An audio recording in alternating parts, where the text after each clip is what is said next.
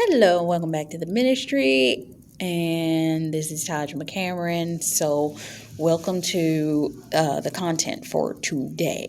The Lord kind of sat on me this morning about the fact that He wanted me to do this.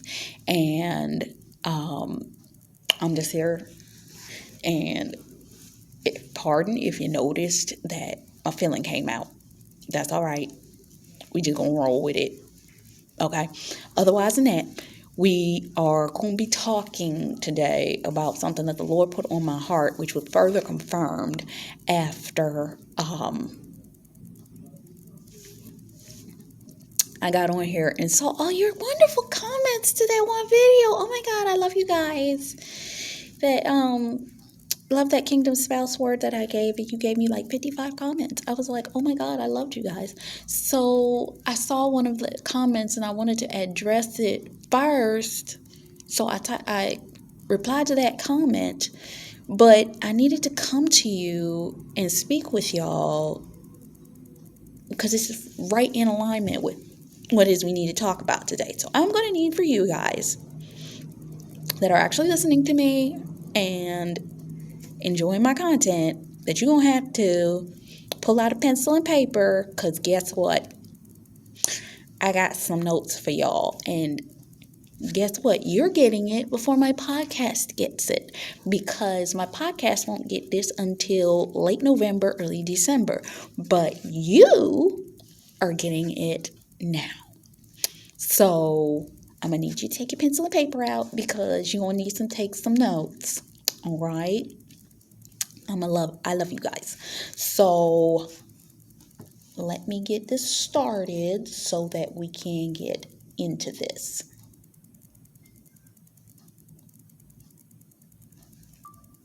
So welcome to the content. And today we are talking about marriage. Okay? But we are talking about marriage from the perspective of it is an exam that you need to study for. And most people choose not to. So let's take our first steps, shall we? Number one, most people choose to go into this like a person that is going for one of the biggest exams in their life and didn't study for it. Think of the major exams, the MCAT, which is the medical exam, the bar, which is the law exam, SAT, which is the college entry exam, LSTAT, is it? Or LCT? And instead, they say, oh, I'm just going to go and take an exam. How hard could it be? I mean, I know multiple choice. I know how to tell a pretty convincing story. I read the introduction to my textbook. I know what was in it, right? So I should be good, right? And first, if I read the first 3 sentences from every paragraph in each chapter for the exam, I should be able to pass it, right? My family members gave me the Cliff Notes, right? I know how to write an essay. I know how to do multiple choice. I should be good, right? I can pass this test easy, right? I can pass, right? There's one problem though. Number one, these exams are major tests and they cost you. I need you to hear me with your spiritual ears. They cost you if you take them and you fail. Okay? What do they cost you? Money, time, and birthing a result that you don't want. Because think about it. If you fail the exam, you didn't want that result, did you?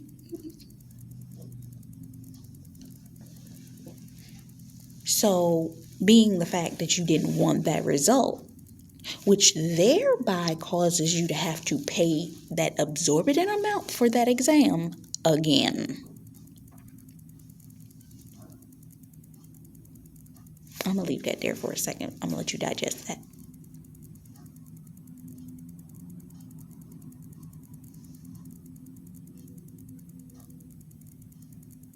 Hear me with your spiritual ears. Okay, next. 2, reading the first chapter of the book. What does reading the first chapter of the book look like? Oh, I'm engaged. Oh, I'm getting married. Oh, it's happening. Let's plan the wedding. Let's do all of this beautiful stuff. Let's buy the dress. It's beautiful. I'm even going to go to counseling because that's what they tell us that we're supposed to do for 6 weeks. Or 8 weeks before we get married. Because that's what we're supposed to do. It gives you the tools. If you don't maintain the tools or understand how to partner, or shall I say how to understand your individual partner, how they operate, and how those tools will help you and that individual, it's like putting a square peg in a round hole. Because you will sit there and end up in a level of confusion that you're not going to understand why you're in it. This is why I will always tell you and always suggest to you, if you're preparing or even thinking about getting married, book suggestion, read the 5 love languages. It's written by a marriage counselor who's Christian. I'm going to let that sit there for a second. And he has 3 different versions that I found that I like. Version 1 is the main version, the one everybody knows about.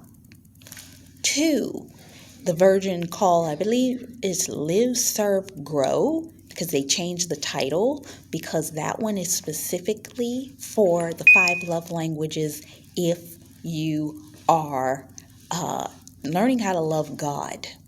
Okay? 3, the 5 love languages during hard times. There's a young woman who wrote me a comment talking about the Lord may have said something to her and she's quite confused. If you know who you are, you know who you are. I'm going to suggest that you read that one right now. Okay? When you see this, and you know who you are, when you see this, go get it on Audible if you can find it, because I believe I found it on Audible. I don't need it right now because I'm not in that space, but you may need that, okay? So that the Lord can give you wisdom. Pray over it, seek the Lord. Next, because you got to learn how to deal with your individual partner. And that's the one thing that book talks about. Because a lot of people, they observe things, but they don't understand how to deal with their own individual partner.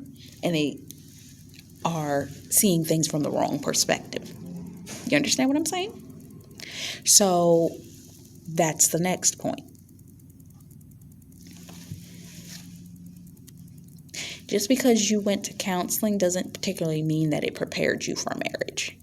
If you're not doing the appropriate work to maintain what you learned, if you're not doing the internal work on yourself to be able to manage and maintain that situation and scenario.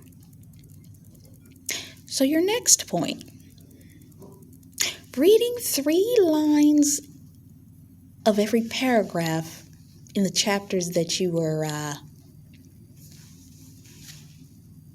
supposed to get tested on. What's this look like?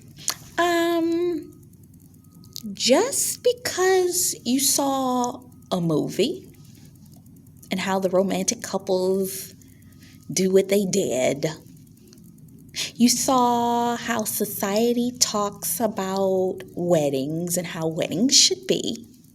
A wedding is not a marriage. Let me repeat that. A wedding is not a marriage. Let me repeat that. A wedding is not a marriage. Side note, I want to let you know something. You hear me? You listening? Are you hearing me? Pay close attention.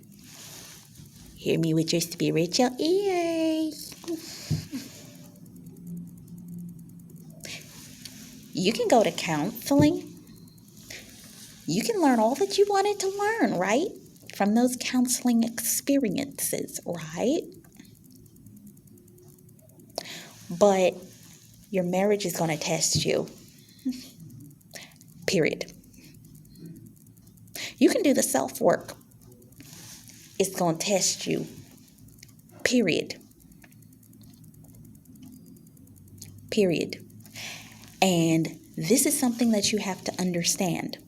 The people that did 6 to 8 weeks of marriage counseling just before they got married, they were too in the euphoria of the marriage, the fact that the time was coming down, the fact that all of this stuff and excitement was happening, the fact that it's like the wedding is going to be here in a matter of days. They ain't even paying attention to half this stuff. They're doing the motions because that's what they had to do, but they weren't paying attention during that moment. They wouldn't even pay attention to that until they actually came down from the high of the wedding. Tell me I'm lying.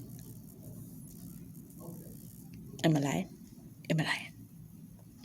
Because the second the engagement ring hit your finger, you were more paying attention to the fact that you had to plan the wedding than you were actually paying attention to the counseling that you were receiving.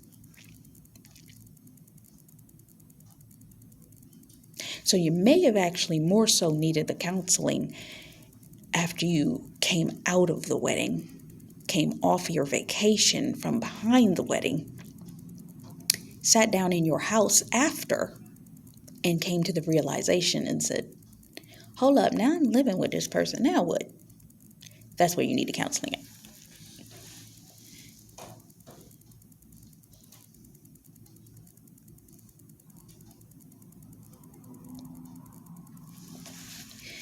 So,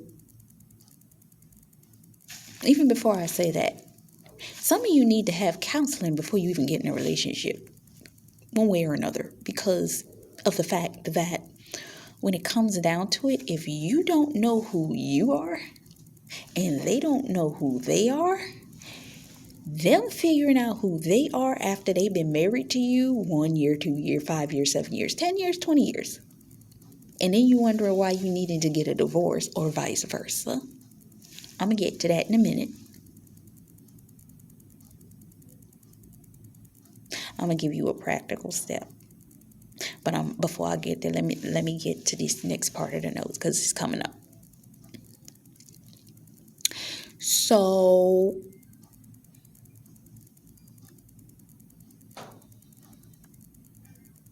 anything that you watched and previously experienced is not set in stone, okay? It is not. But I've read all the information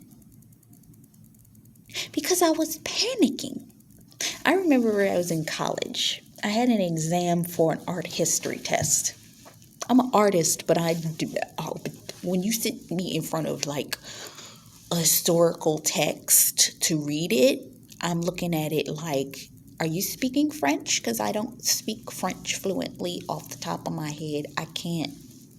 I love art, but I don't. What you talking about? So I was sitting there and I was looking at that exam content. And yes, I read the first 3 lines of every paragraph thinking that I was going to pass this exam. I'm sorry. I didn't realize. Or was it sociology? I don't remember. It was some type of historical course. I was so afraid that I wasn't going to pass this test that I sat for an hour before the exam started in the hallway reading the exam paperwork. True story. And I panicked, trying to get everything that I may have forgotten and learned beforehand. That's what that counseling, them first 8 weeks before the marriage, that's what it's like. Let me cram this in before I walk down this aisle, so hopefully I may be able to pass this exam. You gonna forget. You gonna forget. You gonna forget. I went in that exam room and forgot everything. When I tell you, my mind blanked out. I couldn't remember anything. I was just looking at it before I walked in the exam room. Where did it go?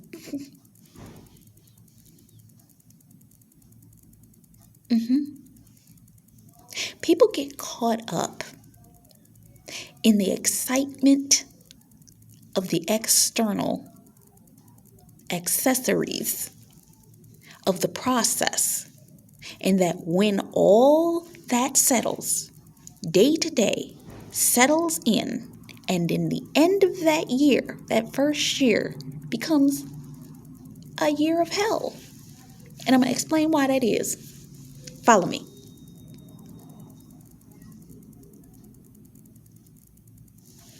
You set no goals, no expectations to operate in each other's lives.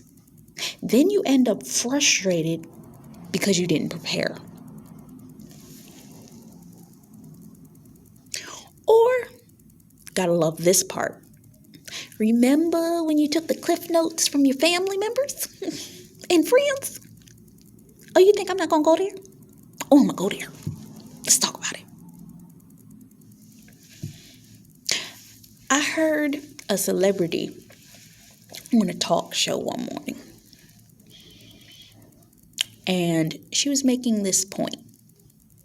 She had been married for 1 year, and she said, I wish I had taken the time to learn certain lessons before I got married, or I would not have had to learn them in the marriage. I'm going to let that sit there for a minute.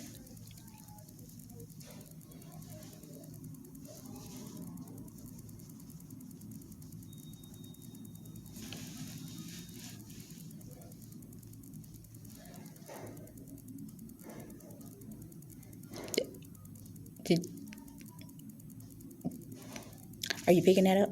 Did you get it? Did you get it? Did you get it? Okay. Moving to the next point. First, I need you to observe your circle of family and friends. This is the lesson I give often. It's even on my podcast. Quite often, I say this. To observe that circle. You know them. You know their behaviors. I'm going to need you to pause right there. You know them and you know their behaviors. You know them and you know their behaviors. I need you to look at each individual one of these people's lives individually. And I want you to just closely think about that for a moment. You thinking about it? Okay, let's move to our next point. Would you want the same result they had in any part of their life because you know them well enough to know and to discern why they are in the situations that they are in? I'm going to let that sit there for a moment.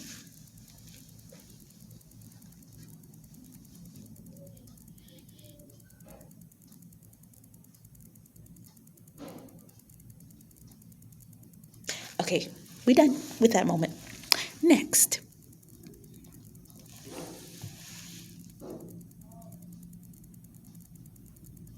You would not want them to give you advice.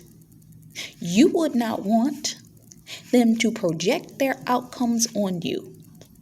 And you must have the spiritual awareness within yourself to understand that all they are saying is their own perspective. And it's worth a grain of salt to you. Am I helping you? I hope I'm helping you. Next. One thing's for sure and two things for certain. Get ready, I'm about to give you a list. Are you ready? Pen and paper? Pen and paper. Okay. Here's the one thing. You are either going to meet the wrong person, be tested in a relationship, learn all the lessons you need to learn in that relationship, break up with them, and meet the right person right behind them. Or, here's the two things for certain. You're going to go through a process. You can choose to go around and around the same situation with the same person. Think of a compass. And this individual that you are partnered with is in the middle of that compass. You remember math and arithmetic? And the compass sits in the center. And remember when you opened the compass and then it had the other side and then it went around? That's what you are. You're going around and you're going around and you're going around and you're going around. How many times you going to go around there? How many times you going to go around there? You tired yet? It's like going into the woods and walking past the same rock 15 times. How many times you going to keep doing that? You know the definition of insanity is to do the same thing over and over, expecting a different result. Okay. Because either you're trying to grow and they aren't, or they're trying to grow and you aren't. Whoever's trying to grow is the one that's going to be moving around the compass, around and around and around and around. And the one that is not is going to be the central point that's keeping you in this circle. And if you're the one that's not trying to grow and they are, they're going to be the one circling around you. Around and around and around and around. And eventually they're going to come to their consciousness of realizing, I don't be doing this no more. And that's when you see a breakup happen.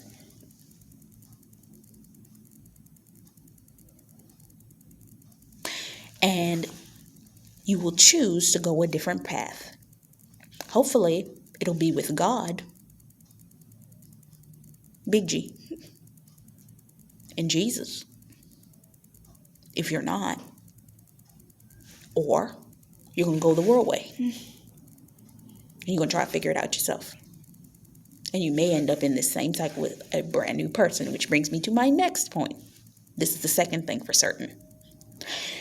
You're going to keep choosing different partners, having to go through the same cycle of tests, till you yet again have to choose a different path because you happen to notice you were in the same pattern. Oh my God, that's brilliant. Talking to him, he dropped this on my spirit this morning. A lot choose to remain stubborn, sit in the pattern, because they refuse to hold a mirror up to themselves because they're afraid to see the result. Because they cannot blame no one else but their outcomes and choices on themselves. And they're way more afraid of that than anything else.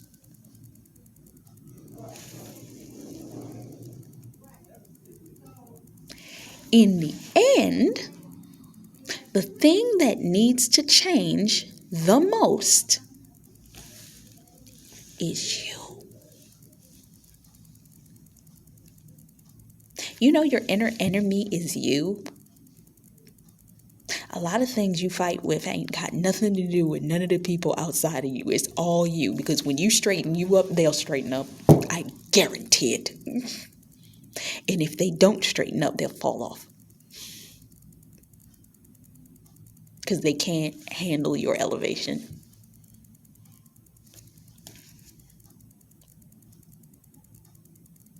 I'm seeing a platform. You're in the center of this platform. This platform can go left or right. As you're going up this platform, the platform is moving. You're making the decision to grow. Anybody that is standing on this platform that's not, they're going to choose, as the higher that it gets, they're going to just jump off because they just like, look, this is getting too high. I can't go with you. The height's getting high. The balance is off, so on and so forth. The ones that can hang, they will stay. The ones that cannot, they're going to go away. And the ones that are still there, you'll know, because they'll still be there when you get to where you're going. You're either going to take the time to learn in your single season. This is why, let me take a pause here. This is why God puts you in single seasons. He's trying to teach you something in a single season so you're not going through it with somebody else and being distracted by this person going through their tests and trials. He can deal with you by yourself. Now, will he not take the people around you through some things so you can observe their experiences? Yes, he will do that. And he'll highlight it. And if you're spiritually aware enough, you'll know, oh, he's showing me this through this individual because I'm going to go through it later. Or maybe my God-ordained spouse is going through the same test or trial, and I need to pray for this individual as well as my spouse. Yeah. But you got to be willing to see it. You have to be discerning enough of it. Okay? Moving to the next point.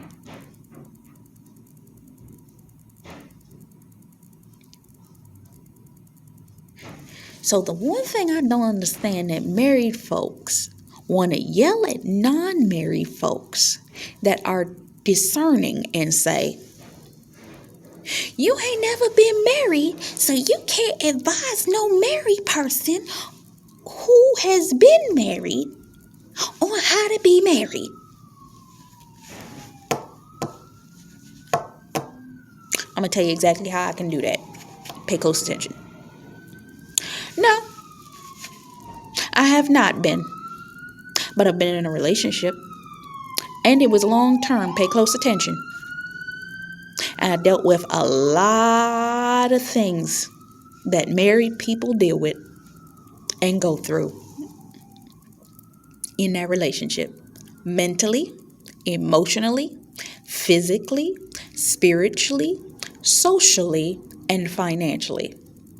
I gained understanding even more on an emotional and spiritual level to what it takes to be a parent, because the Lord allotted me to be aligned with a woman who walks closely to me in a way, who is an individual that has children, which actually the Lord already gave me clarity that I'm going to have that same amount of children. And I've seen through her wisdom and the way that she handles her kids without having to go through it myself directly. Through learning through her and praying for her.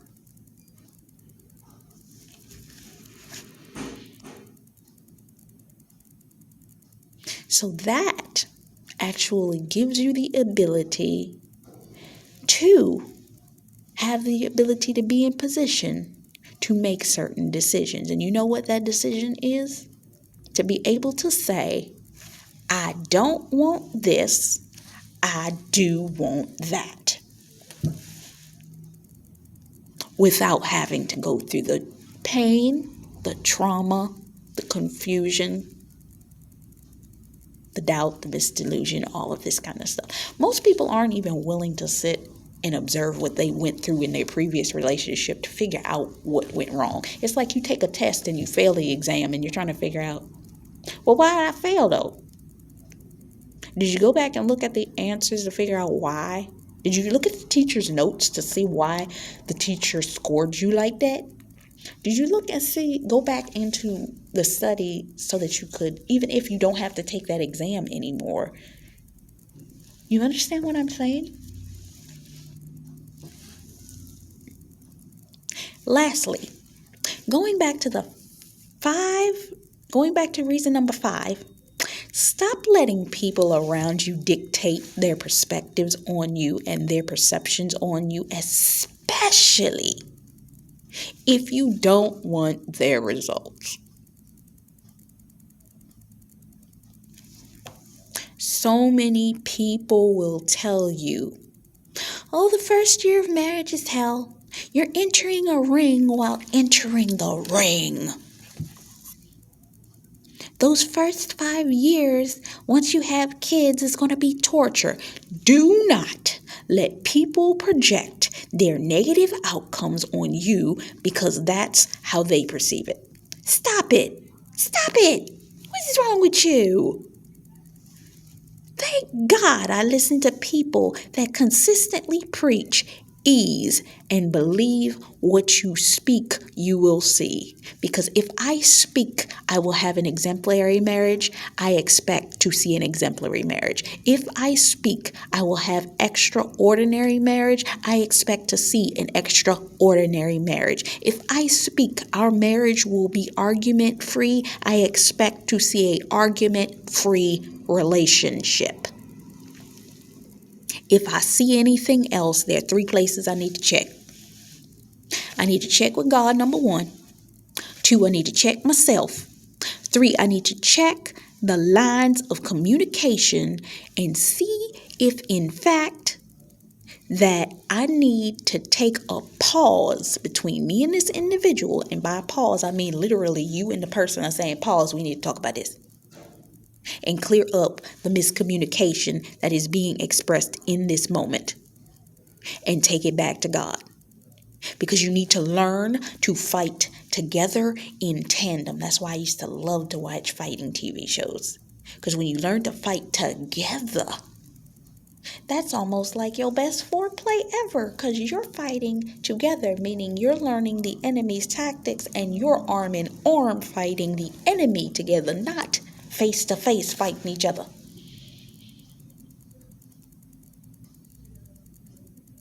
You understand what I'm saying? So I hope this blessed you and left you with a lot to think about. So this is the broadcast, and I'll see you in the next one. Until next time, bye-bye.